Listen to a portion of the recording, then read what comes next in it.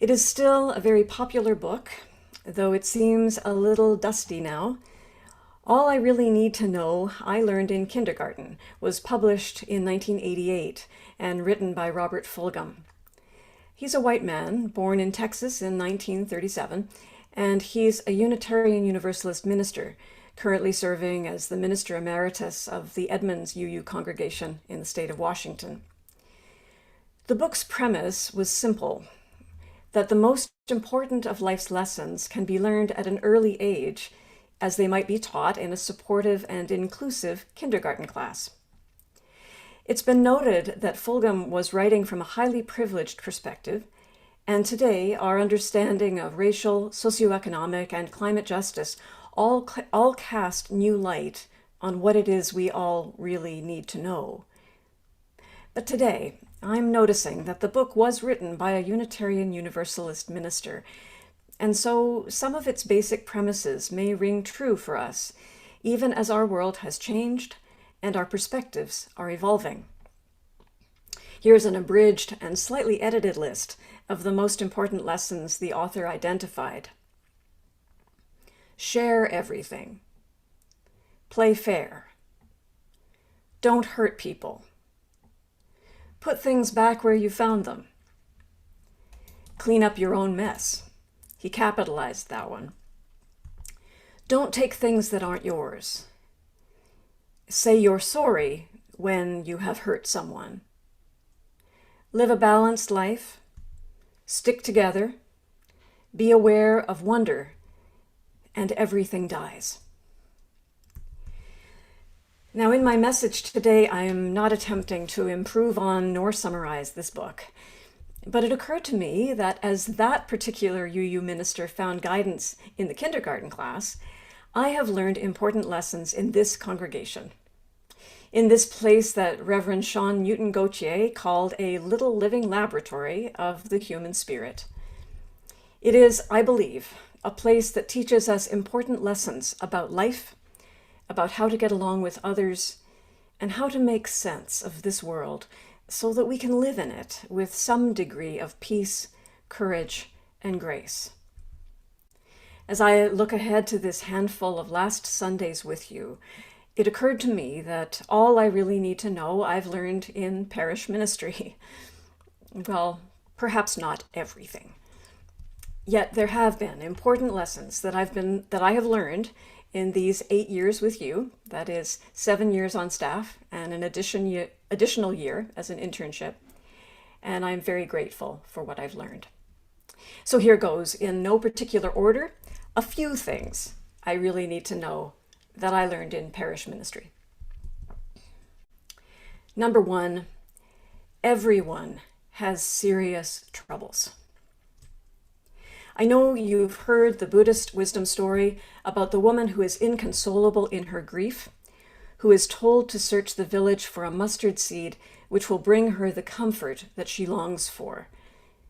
The challenge is that the person who gives her the mustard seed must be someone who has never suffered a terrible loss.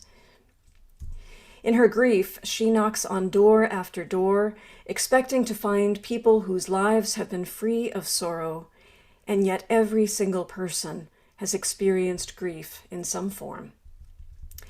In ministry, we come to know that this is absolutely true. We have the privilege of seeing behind the curtain of many people's lives, many of which may appear virtually trouble-free on the outside, and we glimpse the burdens and struggles that are present on the inside. If the struggles are not currently present, they were present in the past. There are griefs and struggles in every life, without exception. I've learned so very much from witnessing the degree to which people meet these challenges with courage. Sometimes that courage involves being vulnerable and honest with a few people in a circle of trust, and sometimes that circle includes a minister. But even when it doesn't, even when we ministers don't hear about the challenges firsthand, we know that they're there, because this is one of the lessons we have learned. Sorrows and joys are interwoven in every single human life, and they form the fabric of our common humanity.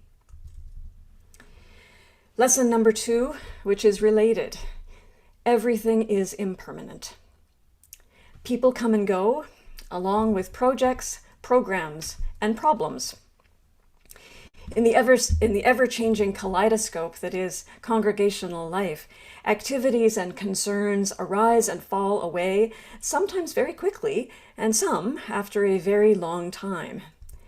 But either way, whatever it is, this too shall pass, and we can learn to hold things gently as a result. This is a lesson that's taken me some time to learn. Looking back on some of the congregational concerns that caused me a sleepless night or two, or 200, it sometimes felt like, I see now that they were fleeting. That isn't to say that we shouldn't take them seriously, nor put our energy and our time and our love into dealing with them. But remembering the lesson that nothing lasts helps me put ministry and life into proper perspective, and it helps me look at every issue with a little more softness and kindness. Lesson number 3, there are limits to everything.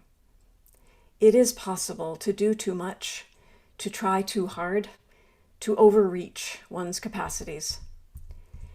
As I've said before, even though our familiar hymn says, "Tell them I said yes to life," that doesn't mean we can say yes to everything.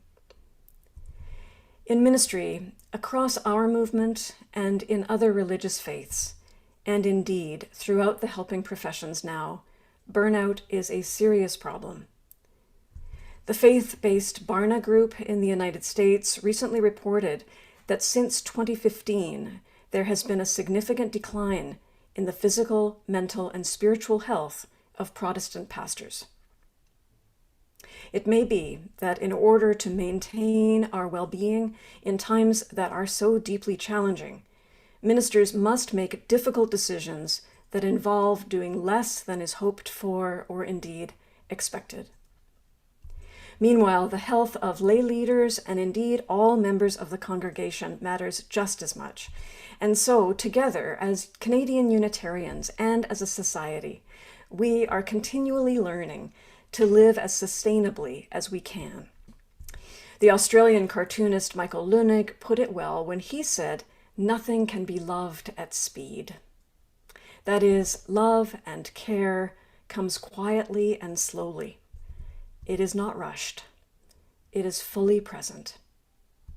And it is our job, whether we are parish ministers or not, to create the space needed to care for the world, starting with our own circle of care. I am so happy to see in First Unitarian Congregation, in its leadership and all its members, the ever-deepening ability to seek, connect, and serve in creative new ways that will be sustainable and abundant in the years to come. Lesson number 4, there are larger forces at work. In a congregation, no matter how much authority or influence anyone has, they are part of a much larger system which moves in its own way, sometimes to our aggravation and often to our delight. And so it is with life. There are always many aspects of congregational life that are beyond any minister's control. That reality has, I think, helped me a little bit in coming to terms with the larger reality of my family, my community, my society, and the world as a whole. One of the many paradoxes of ministry is that everything we can influence is counterbalanced by everything we can't. And so we are constantly called to both responsibility and humility. I am reminded of the larger forces by so many things, including the wisdom teachings of so many traditions, many of which I keep handy at my desk to read several times a day. One of my favorite lessons is familiar to many. It was written by the 20th century theologian Reinhold Niebuhr. God, grant me the serenity to accept the things I cannot change, courage to change the things I can, and the wisdom to know the difference. That is to say, I bear responsibility, and there are other forces at work. It is up to me, and it is not all up to me. Number 5. I first learned this one from the late writer Brenda Euland. Everyone is interesting and has something important to say. In parish ministry, I have found that when you spend enough time with anyone, even someone you might not think you like, you learn that they have had a fascinating life and that they have something to offer and teach you. One often learns, too, that you have more in common than you might expect. Unhurried and undivided attention, open-hearted presence to one another, this allows us to form meaningful relationships across all kinds of divides. And those meaningful relationships can hopefully extend into wider and wider circles. When I was in my early 20s, I wrote a song for a well-known children's television program. The song "Everybody's Different, Everyone's the Same" was rejected by the educational consultants at the time because they thought it was simply incorrect. They thought I had made a mistake and should have said, "Everybody's different, not everyone's the same."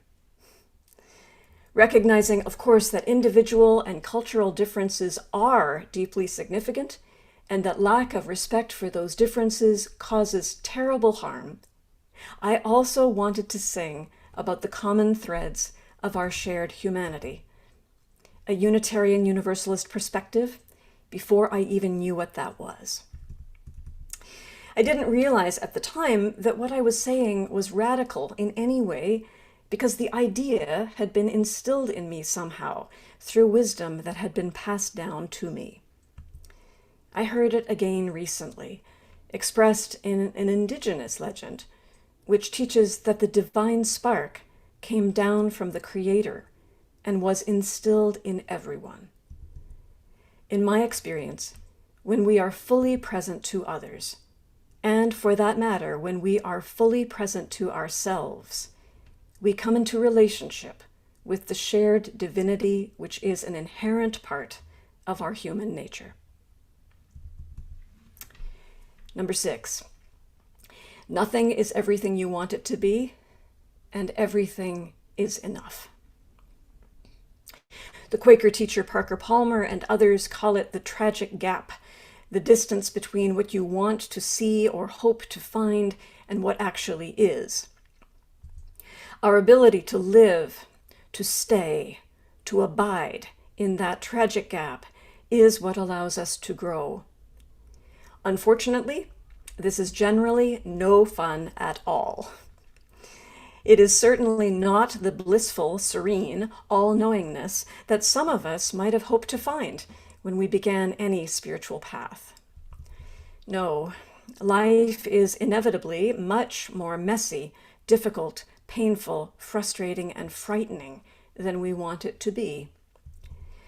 As much as we seek answers to our problems, we're likely to end up with more questions, and so we are called to sit in the unpleasant unknowing, in the hope that we may begin to experience it instead as holy mystery.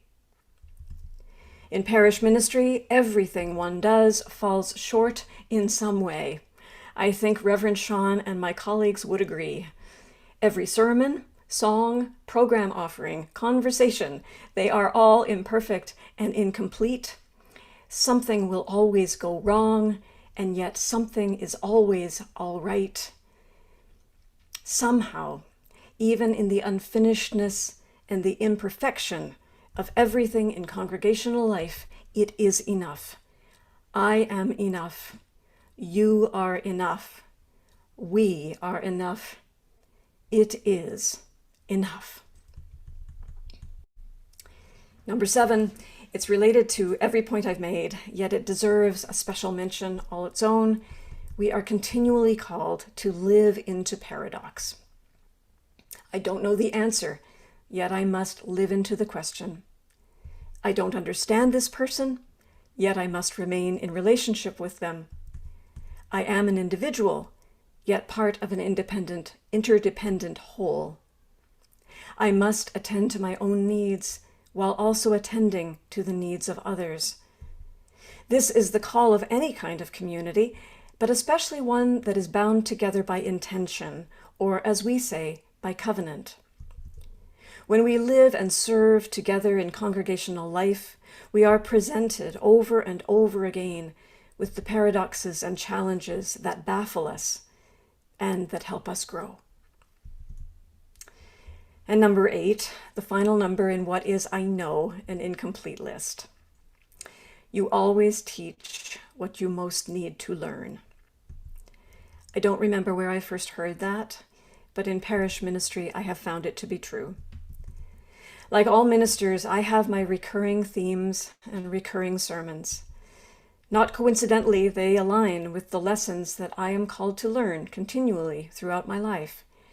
My hope is that what I have been trying to learn aligns, at least some of the time, with what you are trying to learn as well.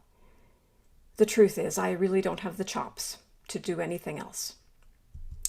And in the wide-ranging curriculum that is offered by Unitarian Universalism today, perhaps it's natural that we would circle back to home base. That is something I will speak about in my final sermon for you on October 1st. In any case, parish ministry, perhaps especially in Unitarian Universalism, but I believe in other religious traditions as well, parish ministry provides a unique opportunity to ask, what matters? What is important now? What is the meaning of this? And what do I need to learn? An opportunity to make meaning from direct life experience as much as from any set of written teachings, much like the young student who created her own meaning without words in the story Angela read earlier. I've been so very grateful for the opportunity to explore what matters through all of my interactions with you and through the sermons and the songs that I have shared. In so many ways, this place, and by that I mean this online sanctuary, as well as Oakwood Collegiate and 175 St. Clair West, and all the many places that I have met you over the years. These sacred places have all been classrooms for me, and you have been my teachers. Thank you, and thank you for listening.